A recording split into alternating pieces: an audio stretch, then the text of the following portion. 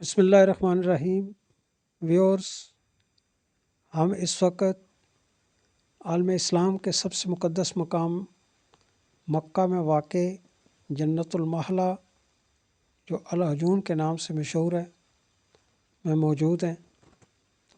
یہ مکہ مکرمہ کا خاص قبرستان ہے جو جنت البقیع کے بعد جنت المحلہ دنیا کا سب سے افضل ترین قبرستان ہے۔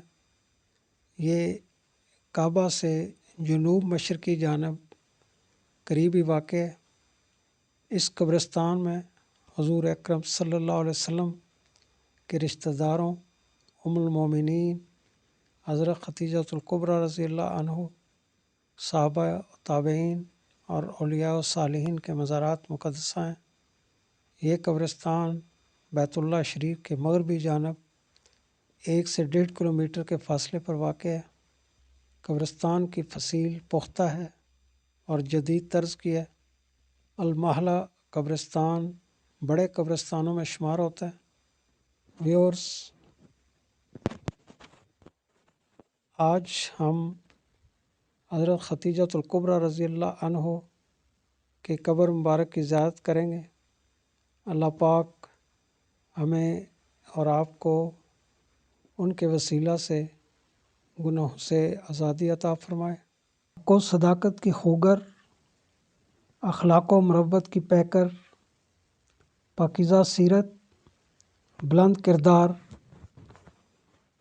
گداز دل، پرسوز جاں، ناز و نہم کی پروردہ، دولت جس کے گھر کی باندھی، فہم و فراست میں اپنی مثال آپ، جود و سخا جس کے در کے بکاری، جسے اسلام کی خاتون اول ہونے کا شرف حاصل ہے، جسے سب سے پہلے جنت کی بشارت دی گئی، جسے حبیب کبریا کی صحبت بابرکت میں 25 سال رہنے کی سعادت نصیب ہوئی، جس کے گھر میں وحی اترتی رہی، جس نے شب ابی طالب میں رسول اللہ صلی اللہ علیہ وسلم کے ساتھ محصور رہ کر رفاقت، محبت و رفتگی اور اثار کا مثالی کردار پیش کیا، جس نے اپنی ساری دولت رسول اللہ صلی اللہ علیہ وسلم کے قدموں میں نچھاور کر دی، جس کی قبر میں ہادی برحق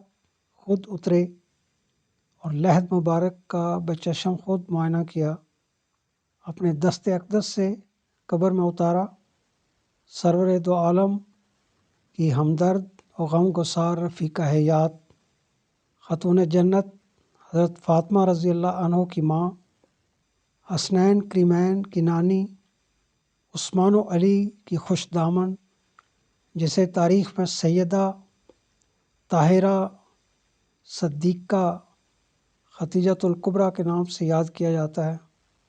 جی ہاں دوستو، یہ حضرت خدیجہ رضی اللہ عنہ ہیں۔ آئیے اسی خاتون جنت کی رشک بھری زندگی کا دل آویز تذکرہ احادیث و تواریخ کی روشنی میں دیکھتے ہوئے اپنے تاریک دلوں کو منور کرتے ہیں۔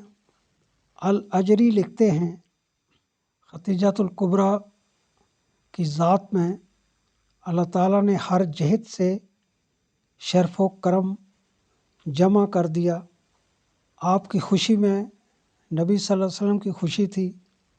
خدیجہ الکبریٰ آپ صلی اللہ علیہ وسلم کی آنکھوں کے لیے راحت اور دل کے لیے سکون تھی۔ نمونہ عمل ام المومنین حضرت خدیجہ الکبریٰ کی زندگی مسلم خواتین کے لیے رول ماڈل کی حیثیت رکھتی ہے۔ آپ نے صرف نبوت کی تصدیق ہی نہیں کی بلکہ آغاز اسلام سے لے کر زندگی کی آخری سانس تک ہر موڑ پر، ہر مشکل گھڑی میں، ہر سکھ کی گھڑی میں اسلام کی معین و مددگار بھی رہیں اور ہمہ دم رسول اللہ صلی اللہ علیہ وسلم پر نثار بھی۔ آپ نہ صرف یہ کہ نبی کریم صلی اللہ علیہ وسلم کی ہم خیال اور غم گسار تھیں بلکہ ہر قدم پر ان کی مدد کے لیے بھی تیار رہتی تھیں۔ اسلام کی مادر معظم حضرت ختیجہ بنت خویلد رضی اللہ عنہا کی ولادت باسعادت 556 عیسوی مکہ مکرمہ میں عظیم قبیلہ قریش کے مشہور و معروف خاندان بنی اسد میں عام الفیل سے 15 سال پہلے ہوئی۔ ختیجہ نام، ام ہند کنیت، طاہرہ لقب، سلسلہ نسب: ختیجہ بنت خویلد بن اسد بن عبد الحضا بن کسی پر پہنچ کر آپ کا خاندان رسول اللہ صلی اللہ علیہ وسلم کے خاندان سے مل جاتا ہے۔ والدہ کا نام فاطمہ بنت زاہدہ اور لوی بن غالب کے دوسرے بیٹے عامر کی اولاد تھی۔ ختیجہ رضی اللہ عنہ کے والد اپنے قبیلے میں نہایت معزز شخص تھے۔ مکہ میں اقامت کیا، عبد الدارین ابن کسی کے حلیف بنے اور یہی فاطمہ بنت زاہدہ سے شادی کی، جن کے بطن سے عام الفیل سے 15 سال قبل حضرت ختیجہ پیدا ہوئیں۔ سن شعور کو پہنچیں تو اپنے پاکیزہ اخلاق کی بنا پر طاہرہ کے لقب سے مشہور ہوئی۔ ویورز، سیدہ ختیجہ رضی اللہ عنہ نے حضرت محمد صلی اللہ علیہ وسلم کو اپنے تجارتی کاروبار میں شریک کیا اور کئی مرتبہ اپنا سامان تجارت دے کر بیرون ملک بھیجا۔ وہ آپ صلی اللہ علیہ وسلم کی تاجرانہ حکمت، دیانت، صداقت، محنت اور اعلیٰ اخلاق سے اتنی متاثر ہوئی کہ آپ نے حضور صلی اللہ علیہ وسلم کو شادی کا پیغام بھجوایا، جس کو حضور صلی اللہ علیہ وسلم نے اپنے چچا کے مشورے کے بعد قبول فرمایا اور شادی کی تاریخ مقرر ہو گئی۔ ختیجہ کے والد اگرچہ وفات پا چکے تھے، تاہم ان کے چچا عمر بن اسد زندہ تھے۔ عرب میں عورتوں کو یہ آزادی حاصل تھی کہ شادی بیاہ کے متعلق خود گفتگو کر سکتی تھی۔ اسی بنا پر ختیجہ رضی اللہ عنہ نے چچا کے ہوتے ہوئے خود براہ راست تمام معاملات طے کیے۔ تاریخ معین پر ابو طالب اور تمام رؤسائے خاندان، جن میں حمزہ رضی اللہ عنہ بن عبد المطلب بھی تھے، ختیجہ کے مکان پر آئے۔ حضرت ختیجہ نے بھی اپنے خاندان کے چند بزرگوں کو جمع کیا۔ ابو طالب نے خطبہ نکاح پڑھا۔ حضرت ختیجہ بنت خویلد کا مہر آپ کے چچا جناب عمر بن اسد کے مشورہ سے 500 طلائی درہم قرار پایا اور ختیجہ طاہرہ حرم نبوت میں داخل ہو کر ام المومنین کے شرف سے ممتاز ہوئی۔ اس وقت حضرت محمد صلی اللہ علیہ وسلم 25 سال اور حضرت ختیجہ کی عمر 40 برس کی تھی۔ حضرت ختیجہ رضی اللہ عنہ کو اعلان نبوت کے بعد سب سے پہلے اسلام قبول کرنے کا شرف حاصل ہے، اس لیے آپ کو اسلام کی خاتون اول کہا جاتا ہے۔ دوسرا عظیم شرف یہ ہے کہ آپ ہی کو پہلی ام المومنین ہونے، یعنی امت کی پہلی ماں ہونے کی سعادت حاصل ہے۔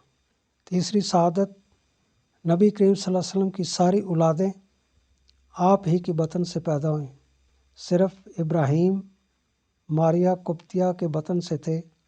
ام المومنین حضرت ماریہ، جو اسکندریہ کے بادشاہ اور قبطیوں کے بڑے کی طرف سے نبی صلی اللہ علیہ وسلم کو بطور ہدیہ پیش کی گئی تھیں۔ دوستو، حضرت ختیجہ کی مالی امداد کی بدولت رسول خدا تقریباً غنی اور بے نیاز ہو گئے۔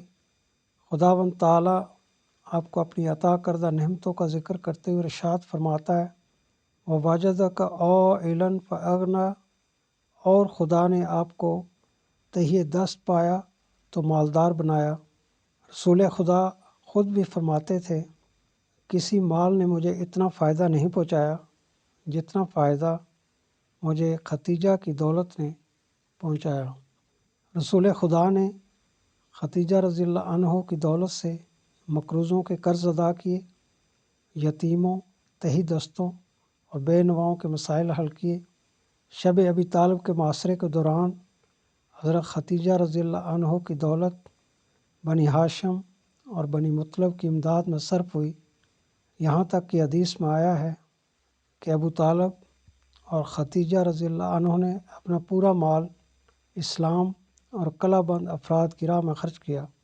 شب ابی طالب کے معاشرے کے دوران حضرت ختیجہ کا بھتیجا حکیم بن حزام گندم اور کھجوروں سے لدے ہوئے اونٹ لایا کرتا اور بے شمار خطرات اور زحمت و مشقت سے بنی ہاشم کو پہنچاتا تھا۔